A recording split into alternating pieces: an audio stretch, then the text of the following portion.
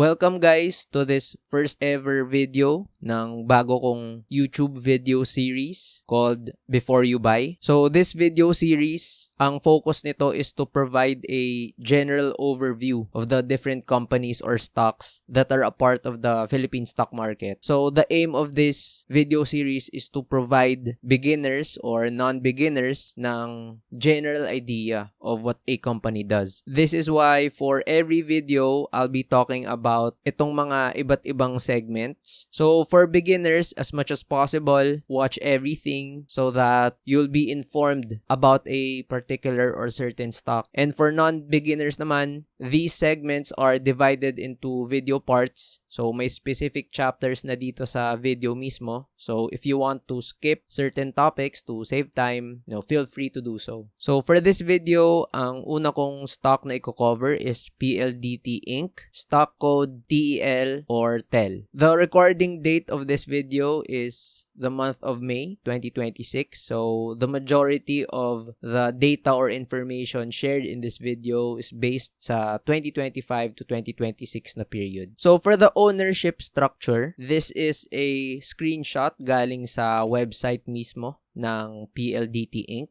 So, for the common shareholders, ito yung may largest portion nung common shares nila. So, yung may pinakamaliit among the different groups, yung directors and officers nila. So, syempre, ito yung mga key personnel nila na merong 0.74% na common share sa buong company. And then, held by the public, around 42%.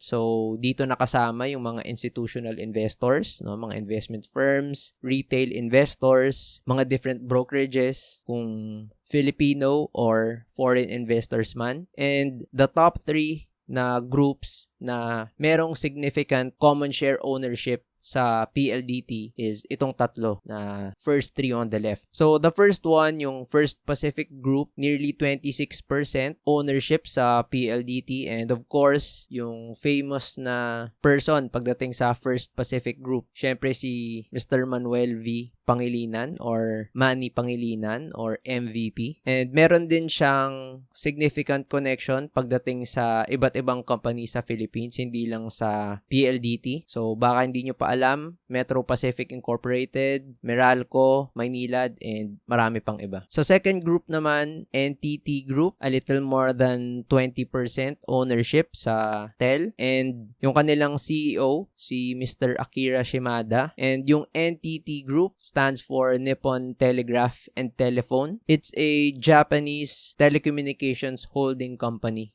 and is considered the 6th largest telecommunications company in the world. So, partner sila ng TEL and I think significant partnership siya kasi syempre, natutulungan nila yung PLDT of course pagdating sa infrastructure, sa mga technicalities. Kasi alam naman natin na pagdating sa technology, diba, sa mga engineering, magagaling yung mga Japanese companies dyan. And then, the third one, baka hindi nyo rin alam, JG Summit Group. So, stock code JGS. Merong 11.27% ownership ng PLDT Inc. And syempre, yung pinaka-famous na tao pagdating sa JGS is of course Mr. John Gokongwei, yung founder before, chairman before. Tapos ngayon, yung head na ng JGS is of course yung anak niya, si Mr. Lance Gokongwei. And syempre, yung mga companies na may connection, yung JGS, yung mga different businesses or subsidiaries na under sa kanila, syempre, andyan yung Robinsons,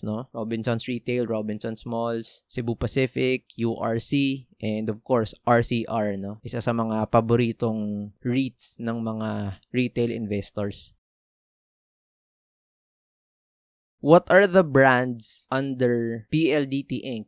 or TEL? So, syempre, andun na sa pangalan mismo, PLDT. So, you already know kung ano yung PLDT, It's one of the largest internet service provider dito sa Philippines. And another brand under sa TEL is Maya or PayMaya. So, electronic wallet, also considered as digital bank. So, under yan sa PLDT Group. And of course, pagdating sa cellular, pagdating sa mobile, andyan yung talk and text and smart communications. And hindi masyadong mga kilalang brands pero significant yung contribution nila pagdating sa business ng PLDT. Yung mga enterprise businesses nila, for instance, yung EPLDT or PLDT Enterprise PLDT, provides different services for corporations or businesses. And andito din yung kanilang data center na business. And they also provide software services sa mga iba't ibang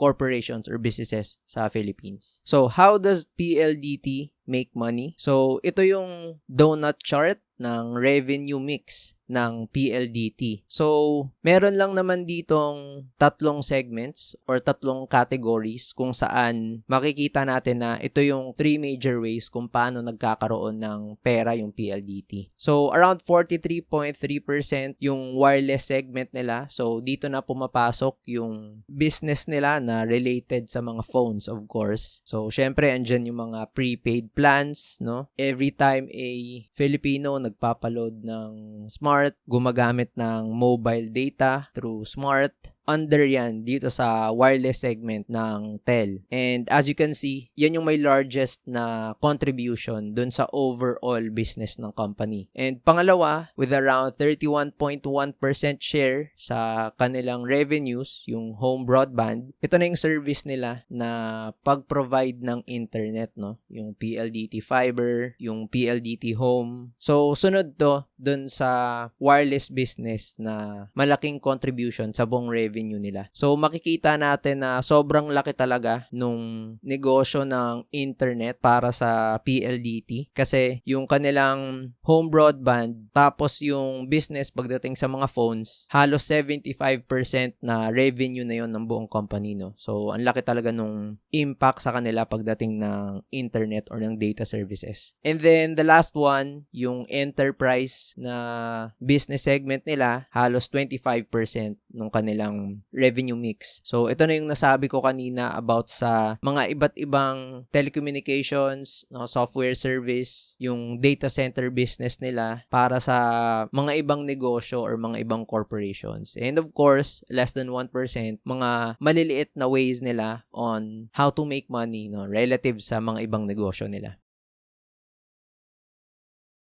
How does Tel spend money? So, dito naman, medyo marami-rami silang categories or segments pagdating sa kanilang expenses or mga bagay kung saan nagsispend yung Tel ng pera, no? So, the largest segment kung saan nagsispend sila ng pera, halos 41%, so masasabi mo parang kalahati na talaga ng negosyo nila, is of course, general operating costs, no? Or OPEX. Dito na papasok syempre yung employee compensation, yung mga professional fees, yung gastos nila sa pag-advertise, pag-marketing, and syempre yung mga iba't ibang repairs and maintenance na ginagawa nila. So, the second one na may largest contribution pagdating sa expenses nila, about 32% yung depreciation and amortization. So, ano ba yung depreciation and amortization? So, dun muna tayo sa depreciation. So, yung depreciation, ito yung mga expenses pagdating dun sa physical or tangible assets nila, no? So, example nito, yung expenses nila pagdating sa mga cell towers, dun sa mga fiber optic cables para sa internet, sa subsea internet cables, satellites, no? Yung expenses nila sa mga physical structures nila, sa data centers. And for amortization naman, ito yung expenses nila sa mga assets nila na non-physical or intangible. So, example nito, yung software nila sa company, yung mga iba't ibang operating systems, mga telecommunication licenses, and yung mga lease agreements din nila, yung mga lupa kung saan nakatayo yung mga cell towers nila or mga buildings, kung saan nakalagay yung mga cell towers nila. So, the third one na may malaking contribution pagdating dun sa expenses nila, so, ayun yung kanilang interest or financing costs. So, sa madaling salita, yung bayad nila sa mga utang nila. So, halos 10%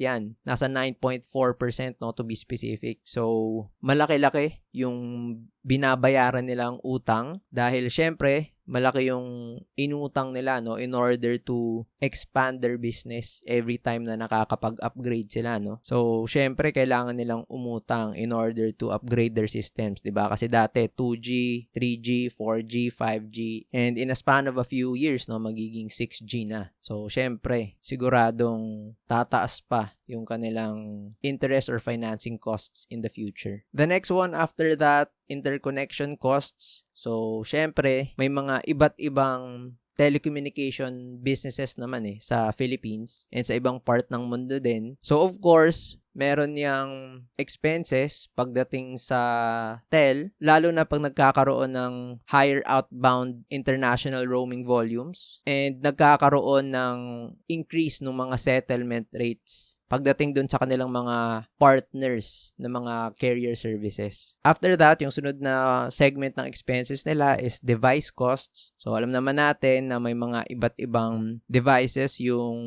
PLDT na ginagamit at binibenta nila as part of their business, no? Yung mga modems, yung mga mobile phones, kung anumang mga different brands yan na binibenta nila sa kanilang mga physical stores or mga online stores. So, that's around 7% ng expenses nila. And much like their revenue mix, pagdating naman dito sa expenses nila, syempre may mga others dyan, no? Na pag pinagsama mo mga maliliit na mga bagay. So, other expenses nila yan.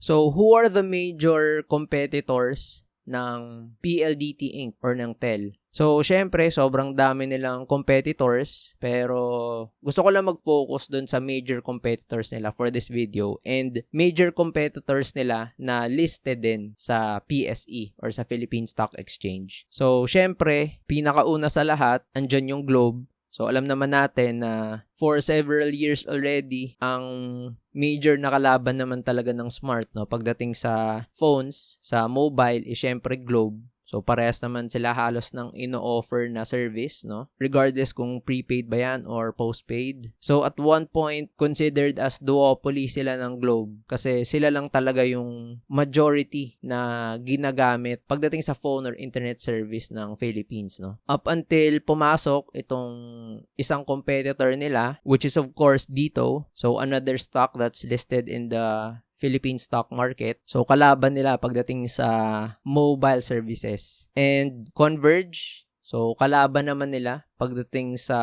broadband services, no? Ang pinagkaiba lang itong Converge talaga. Ang focus nila is fiber. So, another donut chart para sa mobile market share. So, makikita natin dito na Smart Communications, around 45% ng market. Sila talaga yung may hawak niyan. And Globe, medyo mas mataas lang ng 3%. So, 48%. So, yung dito, talagang kulelat yung market share niya. So, nasa 7% lang. Pagdating naman sa internet, fixed home broadband services, clear leader naman yung PLDT with around 42%. So, masasabi natin parang kalahati na rin halos, no? And Converge with 30%. So, dati PLDT tapos Globe yung malakas. Ngayon, yung Converge, naunahan na nila yung Globe. So, yung Globe ngayon may 20% na lang. And around 8% sa others or yung mga regional, mga maliliit na mga businesses, no, relative sa tatlo na to, na nakakapagbigay ng mga internet services sa iba't ibang probinsya sa Philippines. So, makita natin na hindi na siya duopoly, tapos oligopoly na kasi meron talagang tatlo na malakas talaga yung kuha nila sa market share pagdating sa home internet services. So, ayun yung mga listed companies ulit na nasa PSE na considered as major competitors ng PLDT or TEL. So, for the positive catalysts, ito yung mga bagay na sa tingin kong makakatulong sa TEL pagdating sa overall business nila, no? So, una sa lahat, syempre, increasing market share. So, ito nga yung kakasabi ko palang kanina na donut charts nung kanilang mobile tapos home broadband na service. So, mag-increase lang yung market share nila ng let's say between 5 to 10%.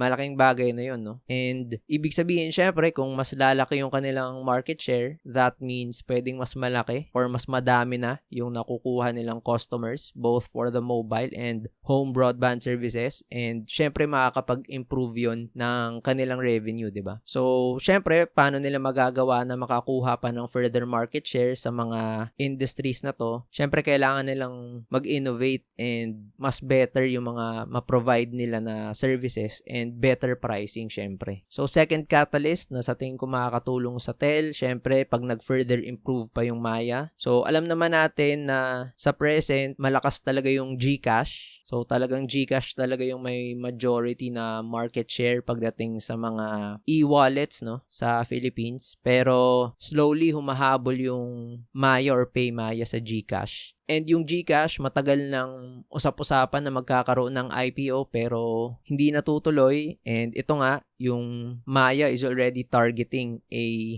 US first IPO by the second half of 2026. So, baka maunahan pa ng Maya yung GCash, no? And then, the third one, yung data centers. Alam naman natin kung gaano ka-trending sa ngayon yung AI and yung technology na to, syempre hindi niya kayang mag-survive kung walang mga data centers, no? And sa Philippines, yung TEL under dun sa enterprise segment ng business nila is yung may considered as pinakamalaking data center business dito sa Philippines. So kung mas mapapa-improve pa nila yon yung data center business nila, tapos mas magkakaroon sila ng better na customers or better na clients in the future, pwede pang magkaroon ng mas malaking contribution yung enterprise nila pagdating sa overall business. Tapos hindi sila masyadong nakaasa, no, pagdating sa mobile services tapos internet services nila. So pagdating naman sa negative catalysts, yung mga bagay na sa tingin kong risk at hindi magandang effect sa PLDT or TEL in the future. So, syempre, una dyan, yung decreasing market share. So, eto nga, no, pagdating sa mobile market share, lamang sa kanila yung Globe ng 3%. So, syempre, kung yung Globe, mas tataas pa yung market share nila, ibig sabihin, either nabawasan yung market share ng Dito niyan or yung Smart, di ba? Or di kaya yung Dito mismo, lumaki yung market share niya, tapos instead of sa Globe mabawas yon, mabawas siya sa Smart. So, syempre, ibig sabihin yan, mas decreased customers pagdating sa Smart, and that would mean, syempre, magle-less yung revenues nila sa mobile. And syempre ganun din, hindi rin maganda na mababawasan yung market share nila pagdating sa home broadband services. Gaya nga ng sabi ko kanina, aggressive yung Converge, no, pagdating sa internet service nila. Dati PLDT tapos Globe lang yung considered as some of the biggest names pagdating sa internet services, tapos naunahan pa ng Converge yung Globe. So ngayon 30% na yung Converge, yung Globe nasa 20%. So what if, no, sobrang grabe yung ginagawang innovation ng Converge, mas grabe sila mag-market, nakakakuha sila ng mas maraming customers. So, pwedeng mabawasan nila yung market share ng PLDT. So, syempre that means mas less ulit na revenue para sa PLDT. So, second negative catalyst for PLDT or TEL, so high interest rates. So, how does high interest rates negatively affect TEL? So, I'll try to simplify it. So, for example, meron kang 100,000 pesos na loan, and for this year, yung interest rate nun is 3%. So, ibig sabihin, you have to pay 3,000 pesos, no, for that interest payment. Kasi nga, 100,000 yung loan, ang interest, 3%. So, 3,000 pesos. So, what if next year, yung interest rate na yon ay maging 4% or 5%. So, syempre, instead of paying 3,000, you will now have to pay 4,000 or 5,000 pesos. So, ibig sabihin, napamahal ka ng between 1,000 to 2,000 pesos, diba? So, sayang kasi syempre, yung money na yon pwede pang mapunta sa ibang bagay para mapa-improve yung iba't ibang services nila or sa ibang part ng negosyo, diba? So, gaya nga ng sabi ko kanina dun sa donut chart, yung interest or financing costs ng PLDT nasa 9.4%. So, halos 10%. Tapos, yun yung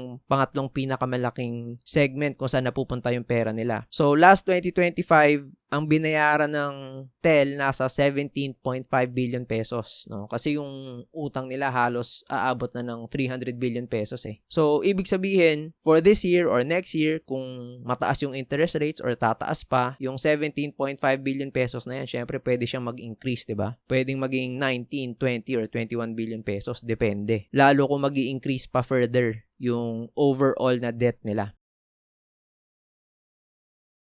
So, the third one na negative catalyst for TEL, regulatory changes. So, kung medyo matagal ka na sa stock market, this past February, so, nabasa nyo naman siguro or narinig nyo tong news na to na kung saan yung SEC or Semirara Mining and Power Corporation na-deny yung kanilang renewal or contract extension ng coal mining business nila, di ba? So, nagkaroon ng government regulation pagdating sa negosyo nila and alam nyo naman kung ano yung nangyari sa stock price ng SEC. Bumaba siya ng sobra kasi nagkaroon ng takutan and hanggang ngayon, hindi pa resolved yung issue na yon kasi nga na-delay yung auction or yung bidding ng coal contracts na yon dahil nasa energy crisis tayo. So, hindi pa natin masisigurado kung mare-renew ba for SEC yung kanilang kontrata or mapupunta sa iba. So, ang example nito is, for instance, ABS-CBN, another example, diba? Hindi na nabigay yung kanilang franchise para sa broadcasting. So, talagang nalugi yung ABS-CBN. So, this shows us na hindi ibig sabihin na malaki na yung company, hindi siya pwedeng maging affected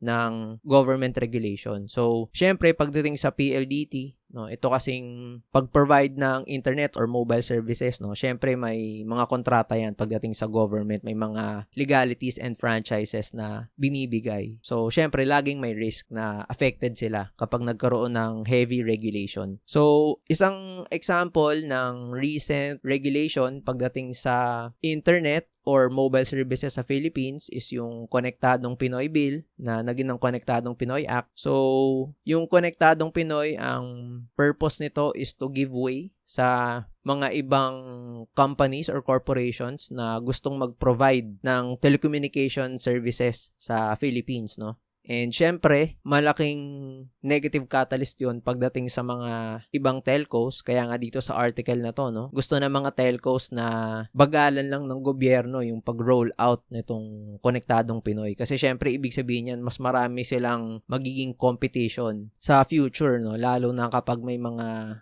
corporations o mga negosyo na mag-decide na pumasok sa industry ng telecommunications. So, ayun lang. That ends this Before You Buy video for PLDT Inc. If you haven't watched yung mga other videos ko, you can click towards the upper right and stock market lesson videos sa bottom right. And if you've learned a lot from this video, make sure that you like this video and subscribe sa channel na to so you'll always be updated sa future videos na i-upload ko pa.